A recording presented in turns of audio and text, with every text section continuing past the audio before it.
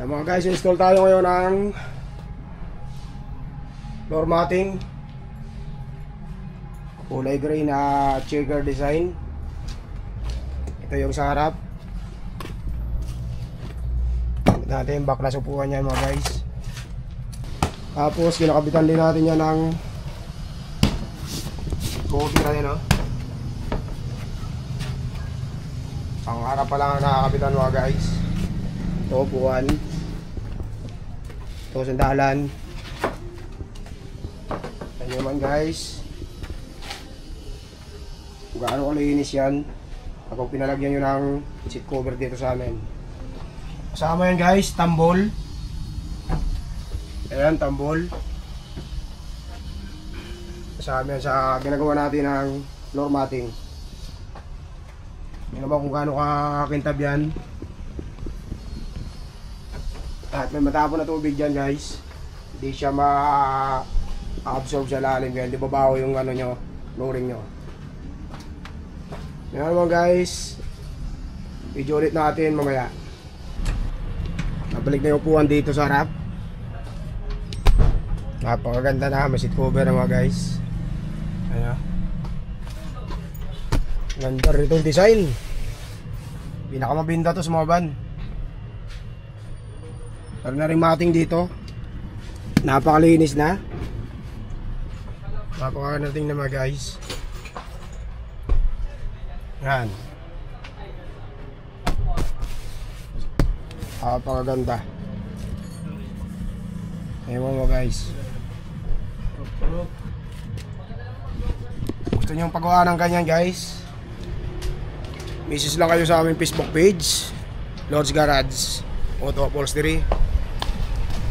Unit natin NP350 kulay black, 2025 model mga guys.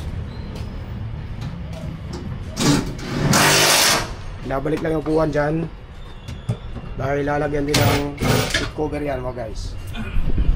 Inulit natin mamaya pag natapos.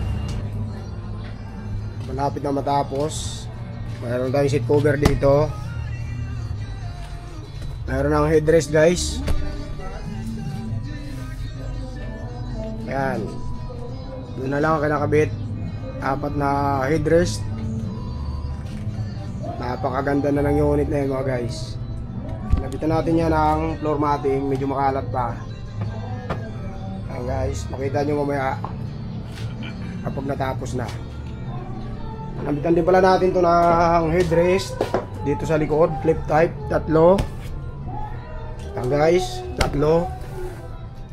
Magandaan dito sa clip type guys, dahil pwede nyo tanggalin to kapag magkakarga kayo ng bagahe dito sa likod.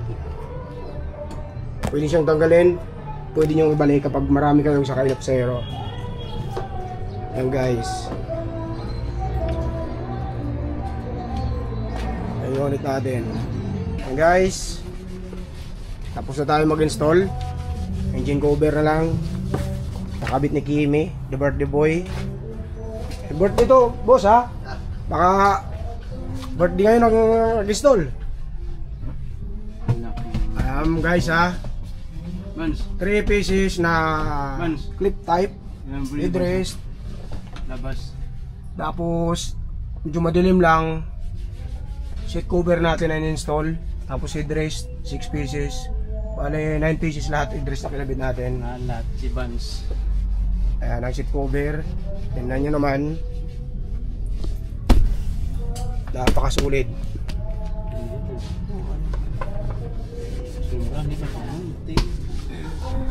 Ayan. Tapos ilagyan din natin to ng floor matting guys. Ayan. Ayan. Gusto nilinis na, makintab na guys. Oh. Tapos dito floor matting pa rin guys. Ano guys, kung gusto nyo pagawa ng ganyan, mag-message lang kayo sa amin. Napakasulit nga guys. Ito na guys, last na in-install natin. Medyo madilim lang guys, pero ininstalla natin yan ng engine bay cover. Tapos may dalawang bottle holder dito guys. Yan. Tapos dito sa side diamond design. Hindi ito plain. Yan guys. Yan yung final natin. Kung gusto nyo pagawa dito sa amin, mag-message lang kayo sa aming Facebook page. Unit natin NB350 guys. Tuwang tuwa si madam dyan guys sa naging resulta.